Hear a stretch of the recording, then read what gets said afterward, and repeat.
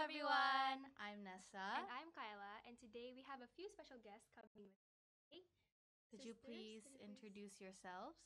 Yes, I'm Sister Neusimar. I'm an Ursuline sister and I'm from Brazil. Hello, I'm Sister Anne-Marie. I'm also an Ursuline sister, and I'm with our English province, but I'm originally from Scotland. Okay, it's very interesting. So we've heard that you've been in Indonesia for a while. Maybe you could tell us a little bit about how long you've been here and specific reason you came to Indonesia. We are a few days ago on the 16th, and our purpose is to visit our sisters in Indonesia and also get to know the missions. It means we visit the schools where they have mission, we visit the board house, the parish. So our purpose is really to get to know the country and the mission of our sisters in Indonesia. Maybe Sister Anne-Marie, you would like to.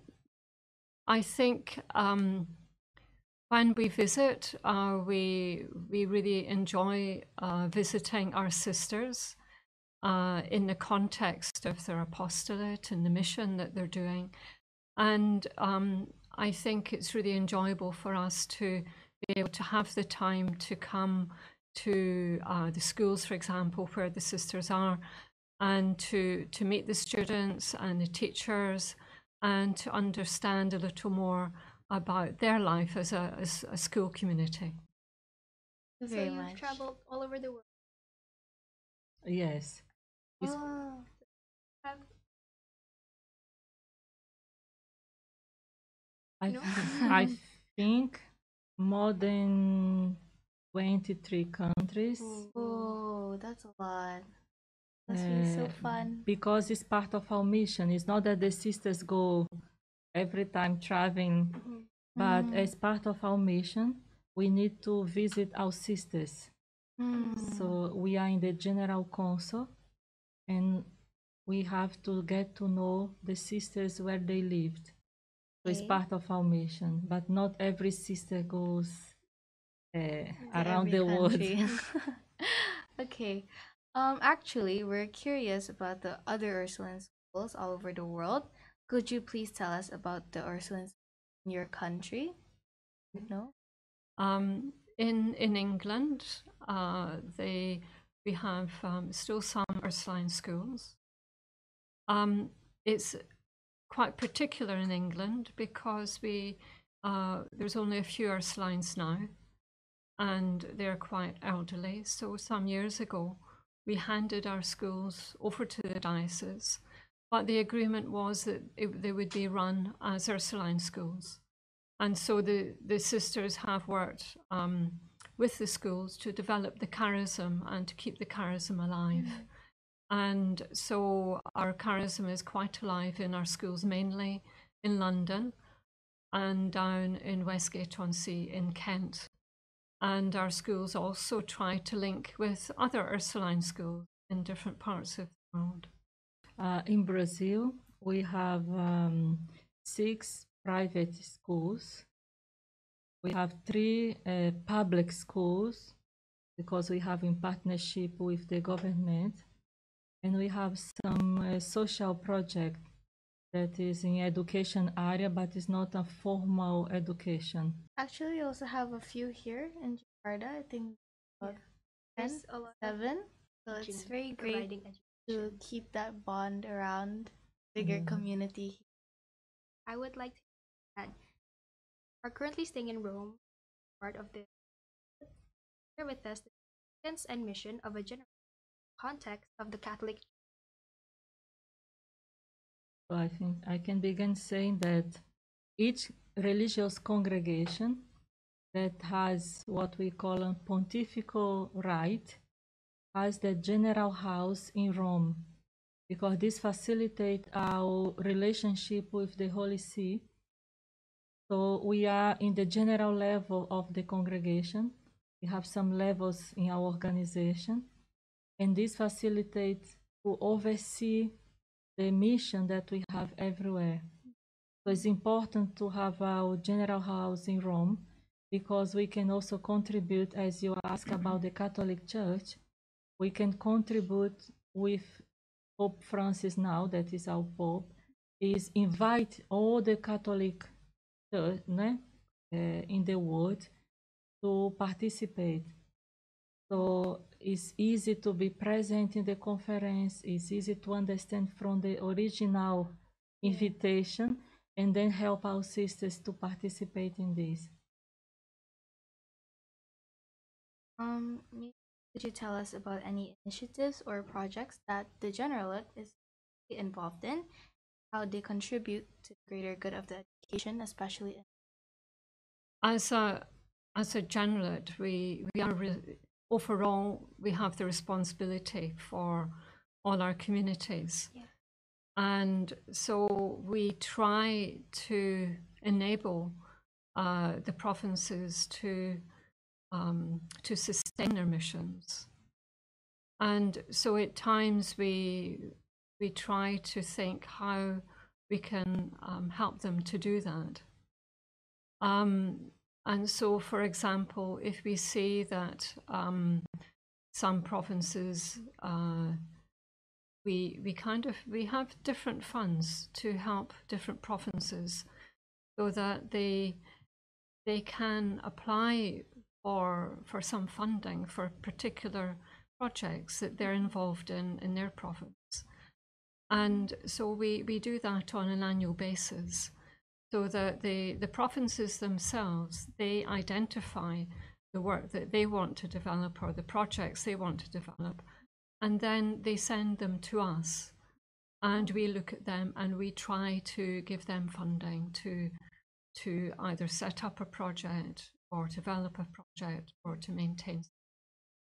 What came in my mind as I'm listening, Sister Anne-Marie, for example, when we have some natural disasters, earthquake or flood, we can also ask our sisters to help this specific reality, or the war, or some difficult economic situation in some countries. We can organize this through the Generalate to have some funds to sustain the difficult situation of the country. Sometimes even we don't have sisters there, but we have people that is suffering, so we can participate also in this. And occasionally, thinking back a few years, at times there's been perhaps a project that the whole institute has become involved in. And so we kind of invite each of the provinces to take part in fundraising for a particular project. And then that comes back to the Generalate. What comes through, usually the money is sent directly to the actual country. So, for example, we have an international community in Cambodia, and we had a project for building roads in the countryside so that the children and the parents could get to the schools. So that's one example of a project that the whole institute took part in. By the way, sister, have you maybe teaching or involved in any education aspect? And if yes, can you share any unique approaches or strategies used to integrate faith and spirituality into your education practice? Yes, I was teacher of education, religion education in my country. I was also in the border house of the foundation. For high school? I was more with primary school. And then when I was more like vice principal of the school, I work more with high school, yeah. But I personally love the primary school. Sorry, but easier. They are very nice to be with them. And a different approach, I will say that we try to integrate the conception that Pope Francis invited us now, what we call an integral ecology perspective, that all is interconnected, and we are invited to put our spirituality, our faith, in everything that is part of our life, not separate when I'm going to the church or I'm praying myself in my place, but all my behavior, all my actions has to be guided for what I believe. And the way that I believe that God loves me. He loves all the creation that comes from Him. So I think this is the new perspective that we are invited now in educations. Yeah, Anne-Marie, maybe have you ever teach? I taught when I entered at first. I taught for a number of years, and I taught science, but I also worked with students with learning difficulties. And so that took me to a different path. I took me to a path to retrain as a psychotherapist. So my path in school changed quite dramatically. Regarding, this this whole impact on understanding faith and community and service, I think something like integral ecology is something that where you can really integrate everything. And I think perhaps we've been doing it on some level in our schools for a number of years. And I think the Pope's Laudato Si helped to raise that level of understanding and making it more visible, and how we have been living. And I think then it's enabled school and our communities to take that on in a different way and to live I think something, I think we've been doing that for a long time. Yes. We are more and more in a very challenged world. Things are change very quickly. So in school, when you try to help the students to understand that there are some values that is permanent, that has to guide our life, then you have the media saying that no, everything is very superficial, and everything can be just thrown away, and new things will come, more modern, more different than the previous ones. When you balance this, is a big challenge.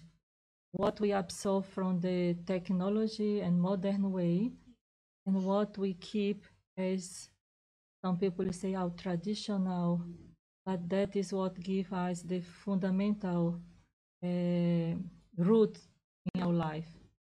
And in some part of the world, this is a big challenge. So faith can be seen as something that is from the past. Relations in the family is the past. Now I have IT virtual friends. So how to create these two realities together, I think is a big challenge in education now. I was just thinking about our involvement now in the Generalate with regard to this question. And I think when we visit, we see these different realities and we see these different challenges. And I think for me, one of the biggest challenges has been the whole growth of social media, the internet. On one level, it's very good because we're able to have very good communication very quickly with one another, but there's also sort of a more shadow side to it as well, more negative side. And I think this is something that we as counsellors see both in Rome, from the things that we get from our province, but also when we visit. And I think, as Neusimar said, it's trying to find that balance. And in an ever-changing world, that's a constant challenge to continue to find ways of finding a way to balance it as things change and things get faster. It is keep a really shows, especially kids now. So what advice would you give to young women who are considering a religious vocation, potentially serving in a generalate in the future? What came in my mind is have courage. If you feel that this is your vocation, that is where God is guiding you, have the courage to say yes. Even can be for some others a crazy option, but that is your where you found yourself and where you feel that you will be fully accomplish what is for your life. So to be a sister for me is what make me what who I am. So I will say have the courage to be what you want for yourself in good way, and to put in the service for the others. I think for me, if you someone considering religious vocation, it's I think, and I say this from own experience in a way that it's not something that we choose. It's something that is chosen for us, and I think the challenge is to be open to the call. And that can be a very big challenge. And so my advice would be to, if someone feels that they're being called to religious life, and that can come in different ways, and it can come in subtle ways, and it can go over a long time, to find someone that they feel they can really talk to, perhaps a religious sister or priest, or just someone they can really talk to explore, and then to do discernment process around it. But I think for me, I think when we're called, it's very strong, and I think to answer that call takes courage, but in doing that, we're also given a lot of grace to answer that call, and so accompaniment, the whole. We hope that to this maybe could courage, listen to that call, and take more action for greater good. I think God is so creative that each one has a different way to approach to his call. Each sister, when we ask them, they will share a completely different way. I think I can begin in short way. As my country, majority is Catholic, so I grew up in very Catholic atmosphere. So the sisters were present in my life since the beginning. So I associate very strongly the presence of my faith, the church, with the sisters. But not all my friends began religious, so it's a very really specific. So there was not a strong moment for myself, but in some moment before go to university, I feel that I need to experiment this call before I get too much involved in another professional aspect of my life. So very young, I came to the convent before go to university, and I confirmed that this was my vocation. And during the process of formation, then I went to the university. Some others people go first to university and later on they have the call. So for me, it was in some way a normal process, but I feel that I need to have this courage to see if this was really a call or just my design to get to know more the sisters or etc. For me, it's a different experience. I think as a young person, I didn't imagine that I would become a religious sister, and but I remember at the end of secondary school, we went on retreat, and I became aware of a little niggle about religious life, and that niggle grew, but it grew quite slowly, and so I went to university. And I worked for a number of years, and that niggle grew and grew and grew. And at first, I tried to push it aside, but it didn't work. I tried to bargain with God. I said, well, I'll do this and do it. It didn't work either. And so I got to the stage where I really needed to speak with someone. And by coincidence, was a nurse line sister. And I did a discernment process. So I think for me, it's something that grew within me that was very strong. And I think for me, the discernment process really helped me to look at it in a deep way and to make a decision in peace at the end. But as Neusimar said, everyone's story about their vocation, is very different and very individual. And I think God is creative because it's only God who knows who He's going to call. And I would say that he's very patient. So he He's very respects patient. the rhythm of each one. But there are, we have to decide in some moments, no? We can, even Saint Angela, it take until her 60 years old to really founded the company. And God was very patient in this way, but he was growing her deeply.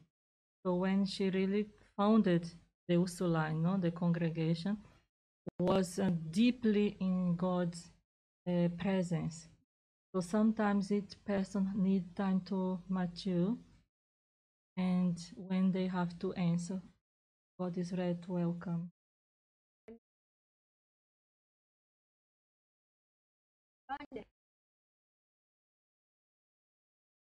I was very impressed by the school. I think I was aware walking round how peaceful a space you have on the campus. And it was on the way to the library, and there were lots of cars going up and down the street. But I wasn't aware that we were in the middle of Jakarta. And I think you have a very pleasant site. You have lots of green areas, you've got little fish ponds, and it creates a very nice ambience. People are calm. We walked down the corridors during the break time. Everyone was just sitting, chatting calmly, enjoying their break. But there's a very nice atmosphere. And everyone's really very friendly. So my initial kind of experience was one of a very happy and friendly and calm atmosphere in the school. Yes, I think I would say that it's a very holistic place because we can see that the structure is also one way to teach. You have the walls that is telling something, the murals. You have the gardens that is telling you things that is alive around you, not only concrete. And you have also a very modern and very consistent way to teach methodology. So by coincidence, we went in one of the class, and the girls shared with us that one of the activity was to read the newspaper and choose some news that impact in some way the world. And I found this wonderful. No, you learn what you look in the news and what is important for you to really go more deep in this. And they were sharing the class this. So for example, 5 people that decided to clean the river and invite others people. So you can do a simple activity that can have an impact in the life of the others. And to be able to educate it through the context, the reality, I think is a very good method. So you have a very holistic way to involve your students. And it's really very nice. Congratulations. Thank Thank you. you. Very nice to hear that, like, our culture actually always been friendly, being active Polite. participant. that from years realized that it is actually live in SANUR. I've also given on last Saturday Oh Yeah. yes. the drama The drama. musical. How did you like it? Is it fun? I really enjoyed it very, very much. I thought it was very outstanding production. The, I just couldn't believe that you had taken just a few months to prepare and to perform at such high standard. Really, really excellent. And you know, I think I heard that there were about 700 students who were, Yes. and to manage that, apart from anything else, just amazing. So I think the thinking about the background work, not only regarding the preparation of performances, the costume, music, the actual choreography on the stage, the management, organizing everything. It's a huge task, and it was done at a tremendous standard and very, very outstanding. A huge accolade, and for each of them. Wonderful. Thank Yes. you. And also, again, the values of the schools we could see present in the performance.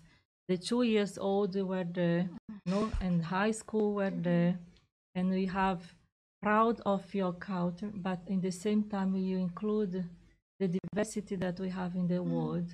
So it's an open mind. There is a lot of technology going on, but the traditional also was present. So again, you balance in very good way, and you bring a wonderful, wonderful spectacle. So thank you. Thank you very much, sis. We hope we see you soon. Maybe later. Thank you. Thank you. Thank you Thank very you much. so much. So this has been And Nessa. Thank you, everyone. Goodbye.